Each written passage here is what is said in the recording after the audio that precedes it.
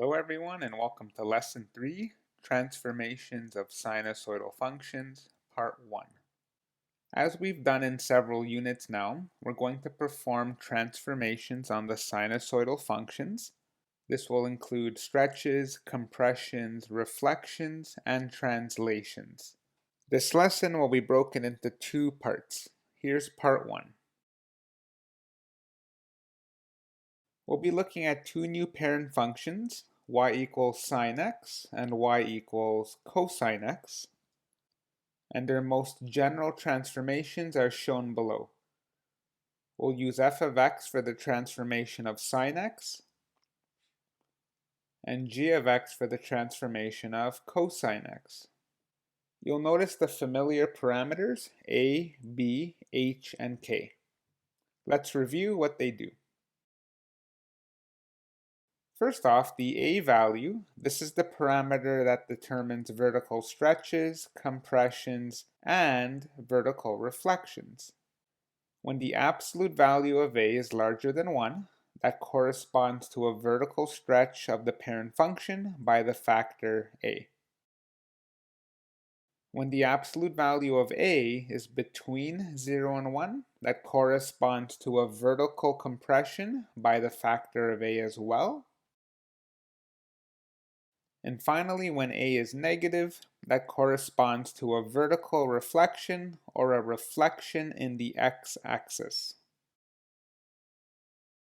The b value is the parameter that determines horizontal stretches, horizontal compressions, and horizontal reflections. When the absolute value of b is larger than 1, that corresponds to a horizontal compression by a factor of 1 over b. Recall, the rules are the opposite as they were for the a value. When the absolute value of b is between 0 and 1, that corresponds to a horizontal stretch, again by the factor of 1 over b. And if the b value is negative, then we have a horizontal reflection or a reflection over the y-axis. Next up we have the h value. This determines the horizontal translation. When h is greater than 0, we go that many units to the right. When it's less than 0, we go that many units to the left. And finally, k is your vertical translations. When it's positive, we go that many units up. When it's negative, we go that many units down. One new important piece of terminology, this is called the phase shift. The phase shift of any trigonometric function corresponds to how far it's been translated to the left or to the right. So therefore the phase shift is whatever the h value is. Our two parent functions will be y equals sine x and y equals cosine x. It will be useful to become familiar with a few points that allow us to quickly generate their graphs. We're going to use the following 5 nice points for sine x and cosine x. We're going to use the angles 0, 90, 180, 270, and 360 for both. When you take the sine of these angles, you get 0, 1, 0, -1, and 0. You may see now why we chose these points. They produce nice output values. And for cosine, when you take the cosine of these nice input values, you get 1, 0, -1, 0, and 1.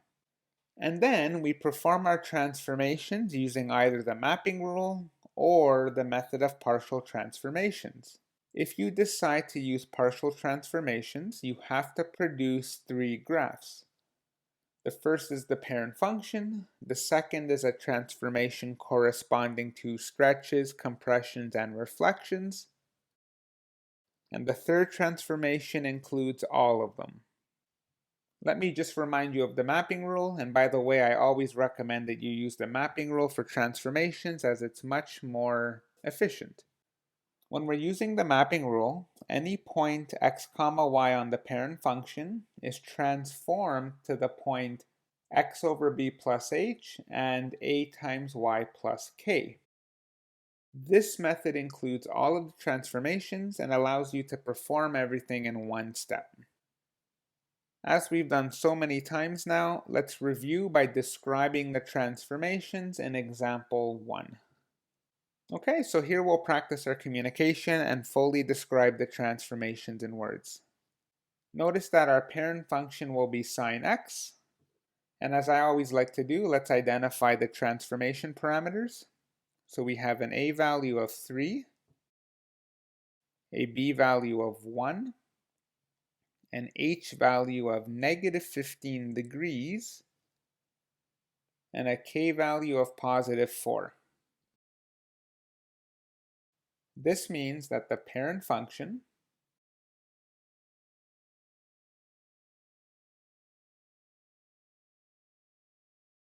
y equals sine x is vertically stretched by a factor of 3,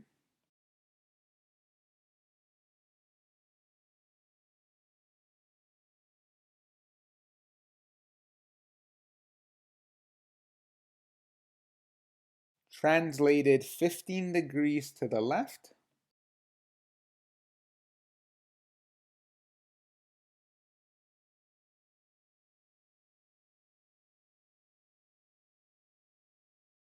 and 4 units up.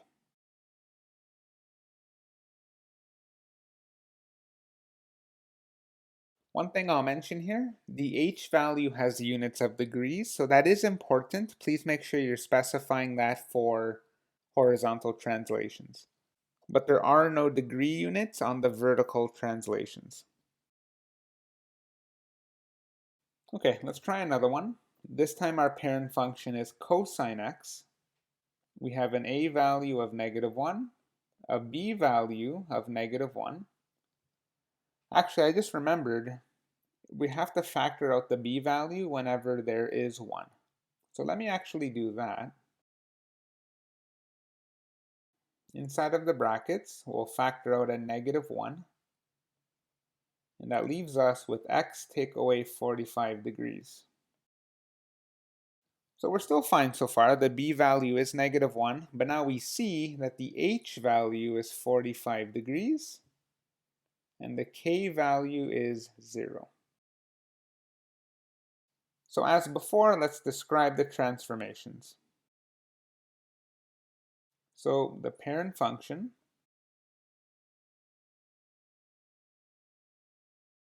y equals cosine x is both vertically and horizontally reflected.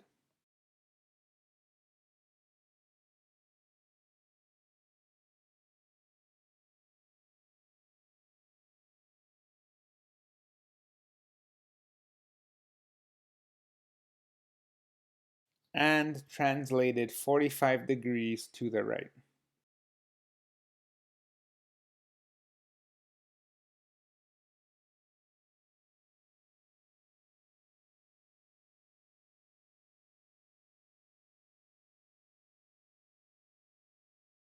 And I hope that was a nice refresher of the same rules that we've been using for about 4 units now. And now we're going to go ahead and perform some actual transformations. I'll be using the mapping rule. So we're going to graph the parent function as well as its transformation. Then in the table below the graph, we'll state the amplitude, equation of the axis, period, and the phase shift. And we'll graph the parent function from 0 to 360 degrees. In other words, for one period of the graph. So let's get going. We'll start by creating our table of values for the parent function.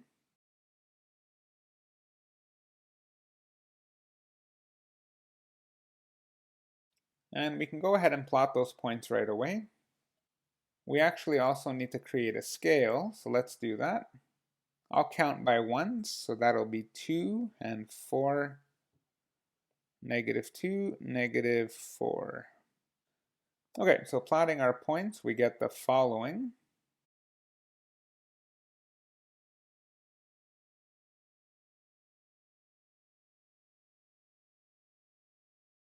And that's one cycle of the sine function.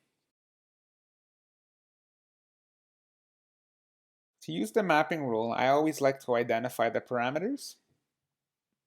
So we have an a value of 1, b value of -2, h value of 0, and a k value of 2. So it's been a while since we've used the mapping rule, but recall, to get the new x values, you take the old x values, divide by b, and add h. So we're basically taking all of the old x values, dividing by -2, and adding 0. So doing so, we get the following new x values: 0, -45, -90, -135, and -180. Also, to remind you, to get the new y values, we take the old y values, multiply by a, and add k. So in our case, we multiply all of the old y values by 1, which luckily doesn't change anything, and then add 2. So basically, just add 2 to all of the old y values, giving you 2, 3, 2, 1, and 2 again. And I think it'll be useful to plot the transformation in a different colored pen. So I'll do that. I'll plot the transformation in red.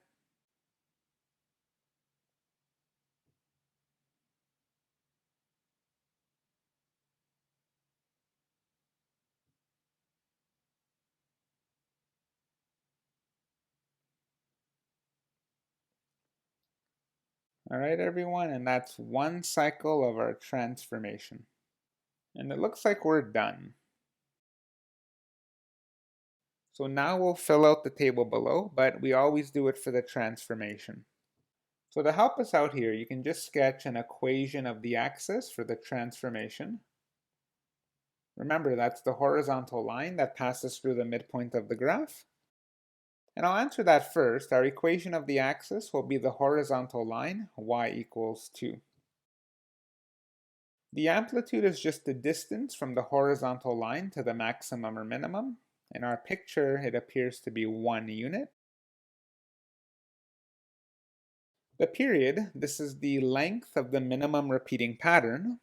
So it looks like we're going from -180 degrees up until 0 degrees. The distance between those 2 points is 180 degrees. By the way, we always express the period as a positive value, just like we did for the amplitude. And finally, the phase shift, how far did we move this left or right? And you may recall earlier that the phase shift is equivalent to the h value. And in our case, we had an h value of 0, so there is no phase shift. So here you can just say none. And we're done. That's the first example. Okay, we'll do a few more for practice. So very similar example. Again, we have the parent function, which is f of x equals sine x. And this is our transformation. As before, we'll graph both the parent function and its transformation, and then state the amplitude, equation of the axis, period, and phase shift. As always, we're going to perform the graph for one cycle. So we'll create our table of values for the parent function.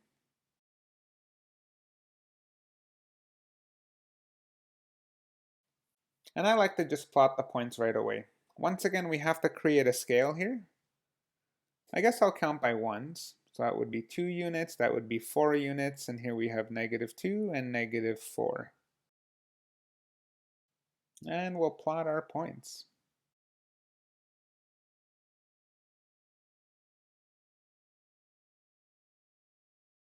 Okay, that would be the parent function. And to do the transformation, I always like to identify the parameters. So we have an a value of 3, b value of 1/2, h value of -90, and a k value of 0. So to get our new x values, we have to use the mapping rule. We take the old x values, divide by b, and add h. So we divide all of the old x's by a half, which is equivalent to multiplying by 2, and then subtract 90. So take the old x, multiply by 2, subtract 90. Here we go. 0 times 2 is 0, take away 90 is negative 90. 90 times 2 is 180, take away 90 is positive 90. 180 times 2 is 360, take away 90 is 270. 270 times 2 is 540. Take away 90 gives you 450. And 360 times 2 is 720. Take away 90 gives you 630. Okay, we have our x's, and as for the y's, remember we go ay plus k. So we have a k value of 0, meaning we're going to add 0, but we just have to take all of the old y values and triple them. Okay, so that's easy enough. We have 0, 3, 0, minus 3, and 0. And we're all set. Let's plot our new points. Always a good idea to use a different color.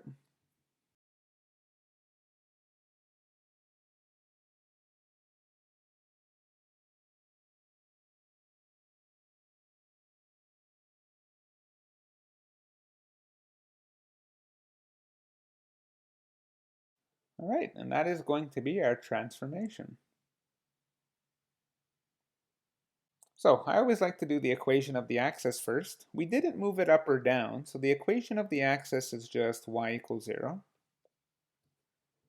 The amplitude would be the distance from the equation of the axis to the max or min. In our picture, that's going to be 3 units. The period, so what's the distance from negative 90 to 630 degrees? To find your period, we basically just find the distance between the two angles. So if you do 630, take away negative 90, that becomes 630 plus 90, or 720 degrees. And as for the phase shift, remember that's just the h value, which in our case is negative 90.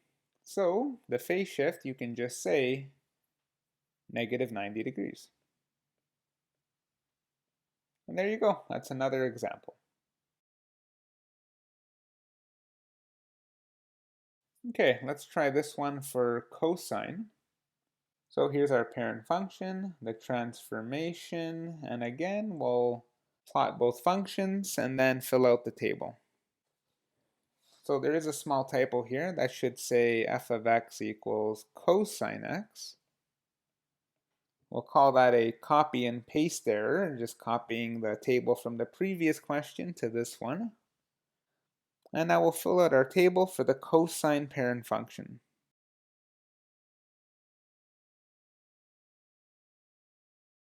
Okay, so I kind of like to plot my points first. Actually, I'm not going to plot my points first, and I'll tell you why. I think it's important that we get a sense for what the points are going to look like. This will help us determine a suitable scale. You'll see what I mean in a moment. Let's actually do the table for the transformation. So we have an a value of a half, a b value of 1, h value of 135, and a k value of 1. So performing our transformations, we do x over b plus h. We're going to take all of the old x values, divide by 1, which doesn't change them, and then add 135. So just add 135 to everything.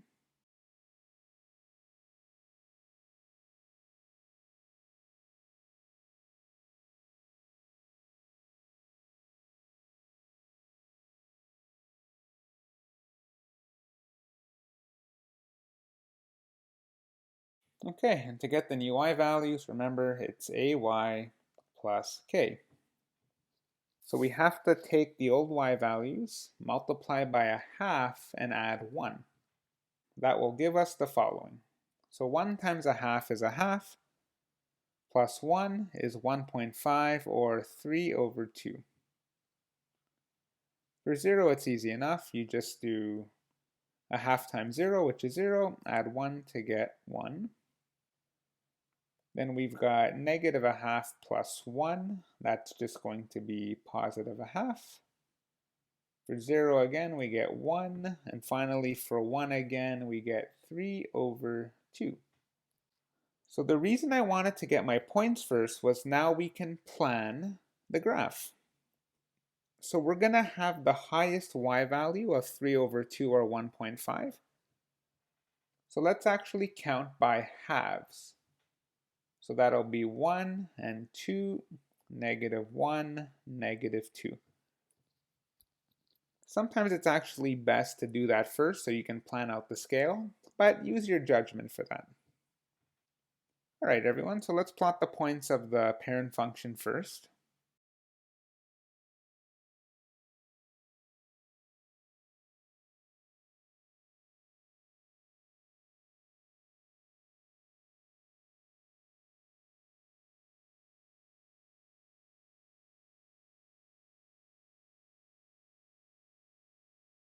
Now for the transformation.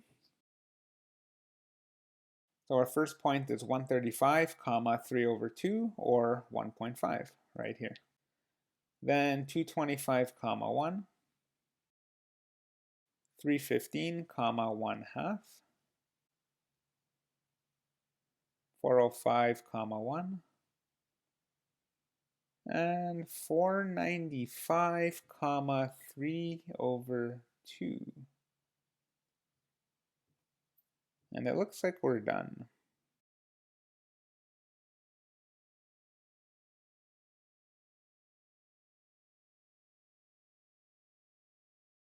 Let me just begin by sketching the equation of the axis of the transform function, and we see that that corresponds to the horizontal line y equals 1. The amplitude is now the distance from the dotted line to the max or the min. In this case, it appears to be a half. The period. So we go as far to the right as 495 and as far to the left as 135. So what's the distance between these 2 points? In other words, what's the length of that minimum repeating pattern? To find it, you just go 495, take away 135. Okay, and that'll give you 360. And as for the phase shift, that's just the h value, which in our case is positive 135. Okay, and I believe that's going to be it.